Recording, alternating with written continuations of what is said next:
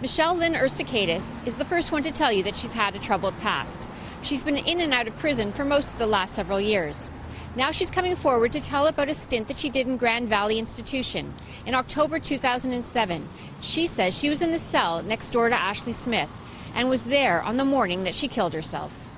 Well, one of the prison guards who was assigned to sit outside of her door had actually been wearing a sweater with her uniform, and she apparently had taken it off and placed it on her chair, and she left her post to go to speak to somebody. So Ashley reached out through the meal slots and she pulled the sweater into her cell, and then she knocked on the wall and yelled to me that she had the sweater and that she was wearing it.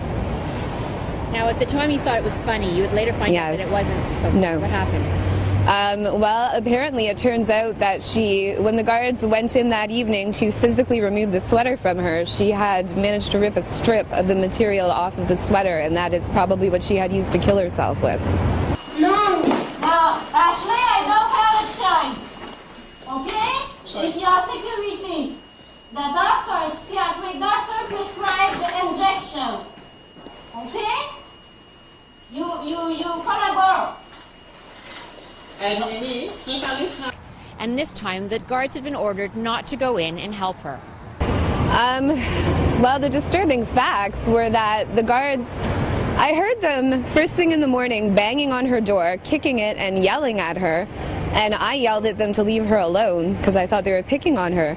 And it turns out that she was in there strangling herself with this piece of sweater, and that the guards, they just stood there and they videotaped her killing herself. They didn't go in, they didn't try to stop her, and I can definitely testify to the fact that there was absolutely no conversation between them. There was no radio static about opening her door.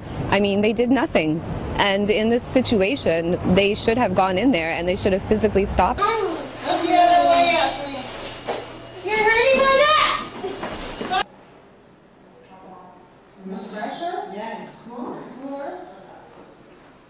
Yes. I need to use the bathroom. I do and I can't. Why do I have to use it with you in here? There had been no talk about Ashley for some time. I mean, it's been several years now. And the reality is that over the times, I mean, I have remembered Ashley because I wore a ring with her name on it. But because nobody else was talking about it, I wasn't talking about it. But I saw it in Quebec. I saw some of the footage that was recently done, and I started flipping out because I was there when she killed herself, and I don't want to see her having gone through that. What do you think should happen now? I believe that the officers that were outside the door that day just watching her and videotaping her as she killed herself, I believe they should be fired. There's no doubt that they were negligent, and it's not the kind of thing that should be allowed to happen twice. I believe the supervisor who was working that day and didn't give them permission to go in or try to encourage them to, I believe he also probably shouldn't be working there. This is an 18-year-old girl who has lost her life, and her mother expected her home, you know, a month from when this happened. I believe that her mother should definitely sue Corrections Canada for criminal negligence causing death.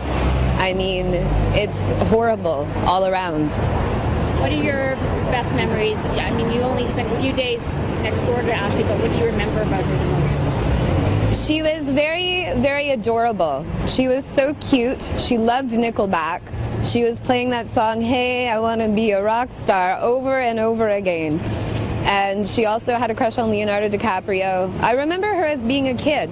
You know, she had the same interests as a typical kid. She was troubled, but she was a kid.